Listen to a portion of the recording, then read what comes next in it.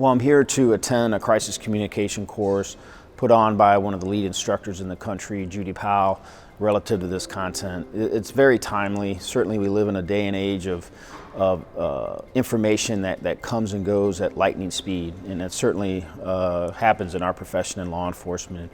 What we wanted to do, along with the Chatham County Sheriff's Office, is co-host this event, provide this training to the professionals in this area so they have the information that they need to handle any crisis that may come their way at any given time. Chatham County Police and the Chatham County Sheriff's Office have never been this kind of quiet. I come from the Chatham County Police I retired from. We never had this kind of working relationship that we have now with Chief Jeff Hadley and Sheriff John Wiltshire. They have a great relationship. We have a great relationship. It's just, you couldn't ask anything better.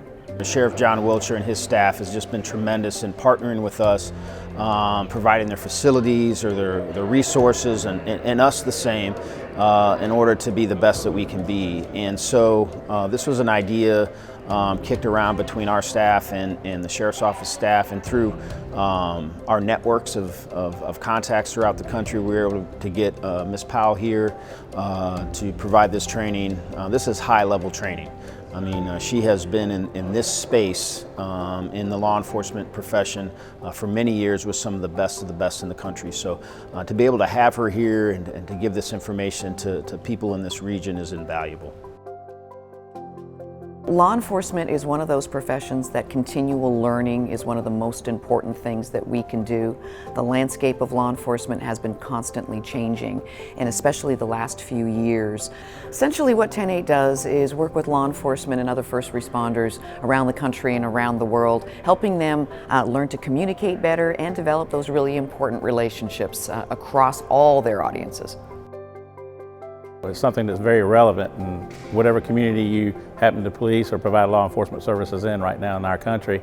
And it's critical communications, and it's so dynamic, and it's so relevant to what we're doing right now with where we're at in our country with law enforcement.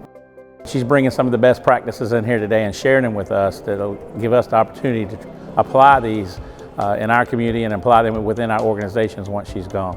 And it's also helping us, one of our event sponsors is the 200 Club at the Coastal Empire, and it's also going to give us a great opportunity to share the mission and the vision of the 200 Club of the Coastal Empire and the great things that this organization does for our community and the 19 surrounding counties around us by providing for the families of officers who paid the ultimate sacrifice by giving their lives protecting and serving their community. This gives an opportunity for individuals around the various 20 counties that we serve to come in to learn something. They do get credit hours for it, but then they do, all the monies that we get from that training package goes towards the 200 Club. It's about a $250,000 commitment every time we respond to a line of duty death. And so anytime we have an opportunity to raise those monies for that need, is important, but I think more importantly in this particular case, it gives a lot of the command staff from the surrounding communities an opportunity to learn about what we do, why we do it, and how they can help, and better prepare their officers to be safe when they're out there on the streets.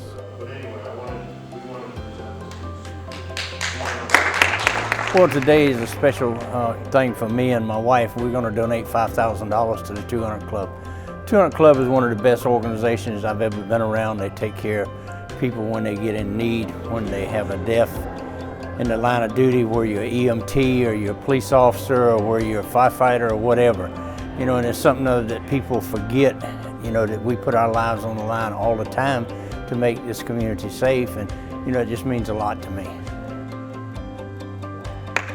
The sheriff is always giving of his own. And we were so happy today when he presented the 200 Club with a check for $5,000. And this isn't his first time, by the way. So not only does he motivate his team to give, whether it's money or whether it's through volunteerism, his own money is extremely important, he and his wife. So we're very pleased and very proud to have him as a part of our leadership team.